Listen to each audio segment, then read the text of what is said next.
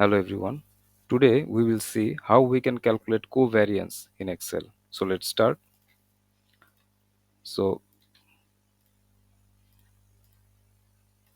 this is the data set we will use to calculate covariance. Okay, here we can see Apple stocks data, almost 30 days data we have.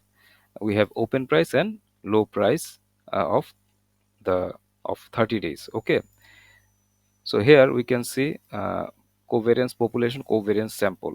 I will not calculate covariance population here. Okay, I will calculate covariance sample because Apple stock was started so many years back.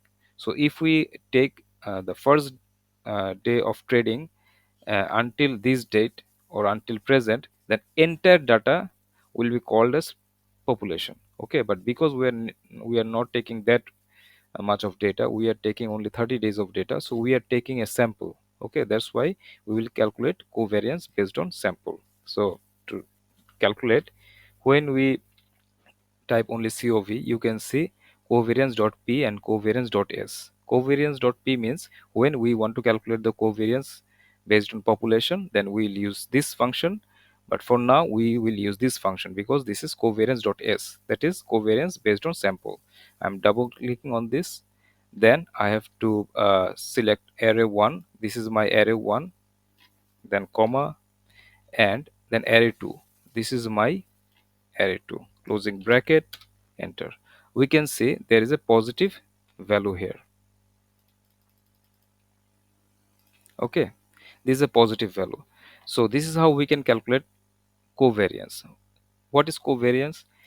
Covariance actually shows us two data sets moving nature, how one data set moves based on another variable. Okay, because uh, here we can see a positive covariance. When there will be positive covariance, it states that when one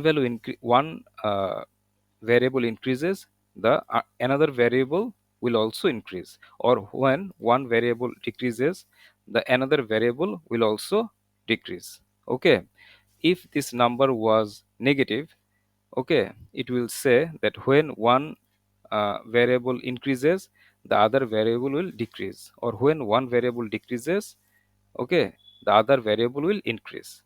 If we uh, could have got a zero covariance, it means that if one variable increases, the other variable may increase, or it may decrease, or there may be no movement. If one variable decreases, then the other variable may decrease or increase, or no movement. That is, if there is covariance of zero, there is no relation at all. Okay, and when you will calculate anything based on two data set, it is better to uh, insert a chart so that you can understand the movement more clearly. I'm inserting a line chart here. You can see here, because we have got a positive covariance, and we know when positive covariance appears, then when one variable increases, the other variable increases. When one variable decreases, the other variable will also decrease. Here you can see uh, open price was denoted as blue, and low price was denoted as orange. Here we can see when open price is increasing, low price is also increasing. When open price is decreasing, the low price is also decreasing. Okay, they are moving together. Okay, because there is a positive covariance here. So this is how we can calculate and interpret covariance for sample. That's all for today. Thank you very much.